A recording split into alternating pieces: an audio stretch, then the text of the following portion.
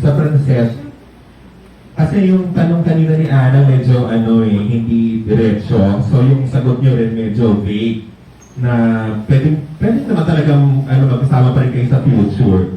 Pero as friends lang, di ba? Tapos pag tinatanong kayo ngayon, parang automatically ang sagot niyo talagang friendship, ganyan, friends lang, magkaibigan. So yung diretsong tanong na in the future, nakikita niyo ba ang sarili niyo na magiging kayo as boyfriend mo si Francine, boyfriend mo si Seth, at ikaw Seth, girlfriend mo si Francine? Ganon ka-diretsong tanong. Kasi mga 5 years na rin kayo together, di ba? Tama ba? 2019 kayo start ko. So mga 5 taon na rin kayo magka-love team. So, gano'n na, so, feeling namin, nagkakailaban na ba kayo or what? So, yun. Nakita nyo ba ang magiging kayo in the future? O kung kayo na ba ngayon? Oo, nasagot na. Nakikita namin eh.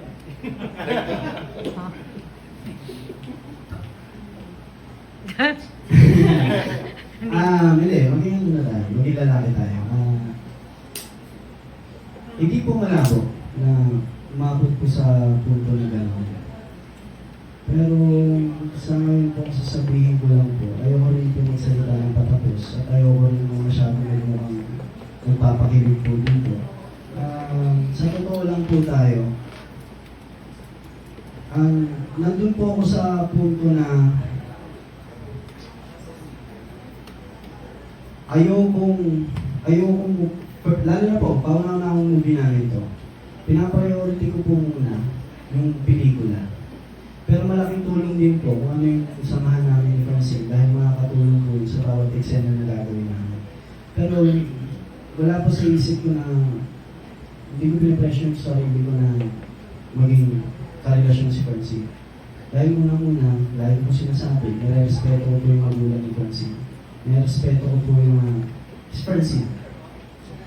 At hindi ko na po elaborate kung ano man po yung mga napag-uusapan namin ni Francine. Pero sa tingin ko po, alam niyo naman po na may mga times kami ni Francine na nag-uusap, na kami dalawa lang. So, sa amin na lang po yun. At dadating ang panahon, yung tanong na yan, masasagot po namin diretso. Sa ngayon po talaga, hindi po namin kaya sagutin yung diretso. Yun po.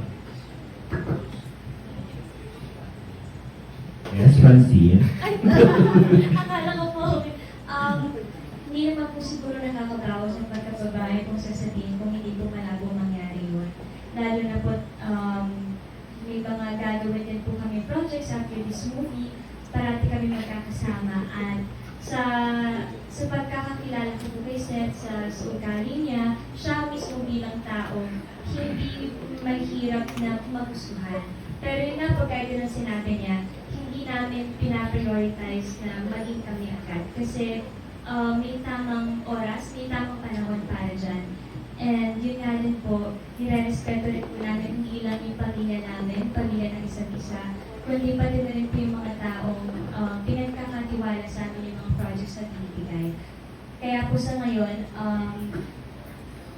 agreement din po namin na it's better na ganito yung relationship namin, pero mas nagiging first priority namin ang trabaho at hindi na-apektuhan.